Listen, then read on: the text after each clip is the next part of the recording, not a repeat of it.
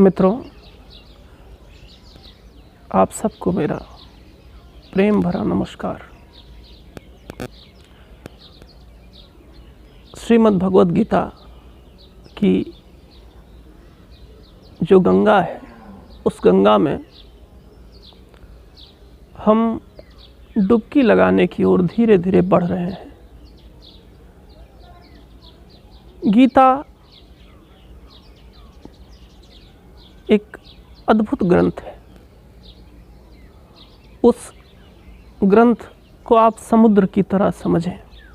जैसे आप समुद्र में प्रवेश करते हैं तो कुछ ना कुछ आपको मिल ही जाता है। हो सकता है आप कंकड़ पत्थर पा जाएं, हो सकता है आप मोती पा जाएं, हो सकता है ऐसे कीमती पत्थर पा जाएं जो इस पृथ्वी पर दुर्लभ हो सकता है आपका सामना किसी बहुत विशाल, आप पर प्राणघातक हमला करने वाले जानवर से हो जाए। किंतु इतना तो तय है कि जब आप इस उदधि में, इस महासमुद्र में प्रवेश करेंगे तो आपको कुछ न कुछ मिलेगा। कल हमने देखा कि पूरा जो गीता है वो एक अंधे आदमी की जिज्ञासा से शुरू होती है। एक अंधा आदमी एक आँख वाले से पूछता है, क्या हम सभी का जीवन ऐसा ही नहीं है जिसमें दिखाई कुछ नहीं पड़ता है, लेकिन फिर भी हम जानना चाहते हैं, और ये जानना किसी बहुत गहरी इच्छा से नहीं आता है, बल्कि उस जानने का कोई कारण होता है।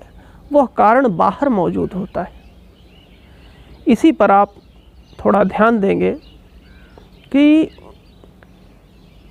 जो तत्व जिज्ञासा है, वो जिज्ञासा आपके भीतर से स्वतः उद्भूत होती है, और सामान्य जिज्ञासाएं आपके अंदर किसी अन्य कारण से होती हैं। जैसे धृतराष्ट्र इस बात को लेकर चिंतित नहीं है कि महाभारत के युद्ध में कृष्ण अर्जुन को कुछ उपदेश करेंगे और वह उपदेश ऐसा है जो जीवन को रूपांतरित करने वाला है, बल्कि धृतराष्ट्र का प्रयोजन ये है कि वो ये जान सके कि उसके पुत्र इस युद्ध में कितने विजयी होने की तरफ बढ़ रहे हैं। तो जो पुत्रों से आसक्ति है, पुत्रों से मोह है, वो वस्तुतः जानने का कारण है। आप विचार करेंगे कि आपके भीतर किसी भी चीज़ को जानने की जो जिज्ञासा उठती है, क्या वो जिज्ञासा वस्तुतः आपकी है, आत्यंतिक है, या किसी अन्य कारण से है? तो आप पाएंगे कि 99 मौक़ों पर जो आपके प्रश्न हैं, वो आपके प्रश्न वस्तुतः आपकी इच्छा का परिणाम है।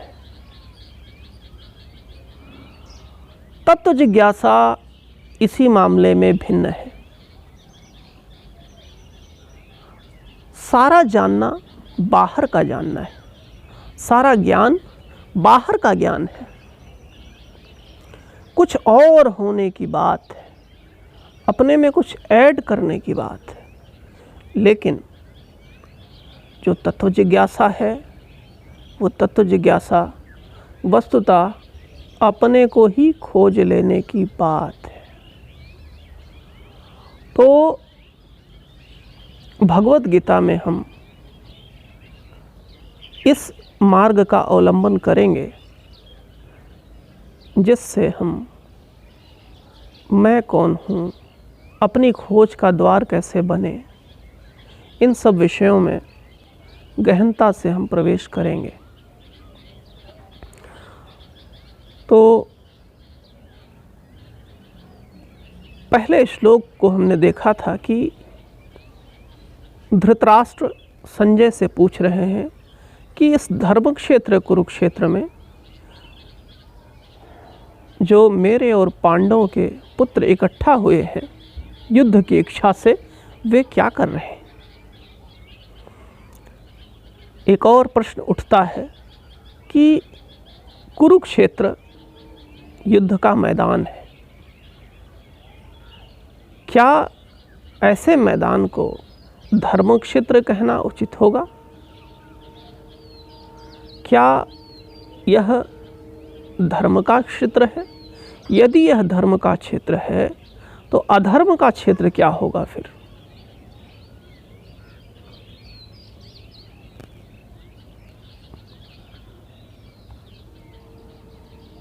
धर्म यानी क्या?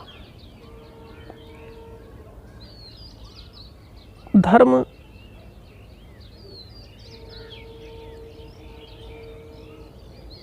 का प्रयोजन क्या है? तो कुरुक्षेत्र जो है, जो युद्ध का मैदान है, उसको क्यों धर्म क्षेत्र कहा गया?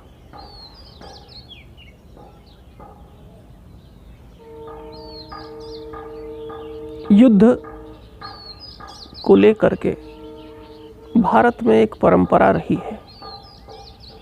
आप अगर महाभारत पर विचार करें तो जब शाम होती थी, युद्ध बंद हो जाते थे, तो सारे शिविरों के लोग आपस में मिलते थे, बात करते थे। और योद्धा भाव, योद्धा होना एक अलग बात थी। युद्ध किसी कारण से किया जाता था। युद्ध के पीछे यह लक्ष्य नहीं था कि अमुक व्यक्ति की हत्या कर दी जाए। अमुक व्यक्ति की हत्या करना युद्ध का प्रयोजन नहीं होता था। उसका प्रयोजन कुछ और होता था। उसका प्रयोजन होता था धर्म का पालन करना। तो धर्म पालन के लिए जो कठिनाइयाँ थीं, उन कठिनाइयों को दूर करते हुए यदि सामने कोई ऐसा व्यक्ति भी आ जा रहा है तो भी उसको मारने में जो योद्धा था उसके भीतर संकोच भाव नहीं था। लेकिन फिर भी ध्यान रखना चाहिए कि शत्रुता भाव नहीं है। एक पक्ष धर्म के लिए संघर्षरत है और वह बने बनाए नियमों पर चलता है। तो आज की जो चर्चा है उसमें हमने कुछ आपको विचार के लिए बिंदु दिए हैं। इन बिंदुओं पर आप चिंतन और मनन करें और धीरे धीरे इस गहन ज्ञान गंगा की ओर आपकी अभिरुचि बढ़े। इन्हीं सब बातों के साथ आज का यह संक्षिप्त वीडियो मैं समाप्त करता हूँ और आपसे एक निवेदन है कि गीता पर मेरे साथ साथ आप भी अपने भीतर चिंतन और मनन की प्रक्रिया में उतरें और जैसे जैसे हम इस प्रक्रिया में गहरे उतरते जाएंगे, हम लोग कुछ ज़्यादा संवाद कर सकेंगे, कुछ अधिक और गहरी बातों की तरफ हम आ सकेंगे। आपने इन बातों को ध्यान से सुना और इस पर चिंतन और मनन आपके जीवन में उतर सके, इसी प्रार्थना के साथ बहुत बहुत धन्यवाद और आपका आभार।